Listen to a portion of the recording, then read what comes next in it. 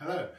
I'm extremely delighted to be coming back to Beijing to appear at the Beijing Bookworm International Literary Festival with my new book, City of Devils, a Shanghai noir, which is set down in Shanghai in that crazy time of the 1930s and 40s. And I hope you can all come along to some of the events that we've got in Beijing in March and hear about that.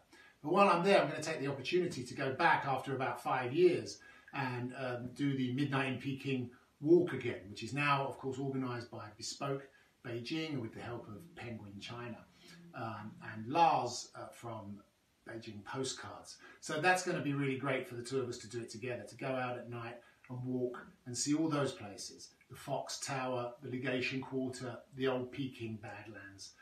It's going to be amazing to go back and see those areas again. Hopefully with you. We have some events which are just walks. We have some events which are walks that end with a nice dinner afterwards. So do look at the Bespoke Beijing website, Facebook page and so on. Look at my blog at chinarhyming.com.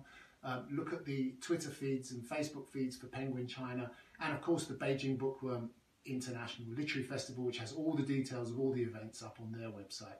And hopefully I'll see you in Beijing later in March. Thanks a lot.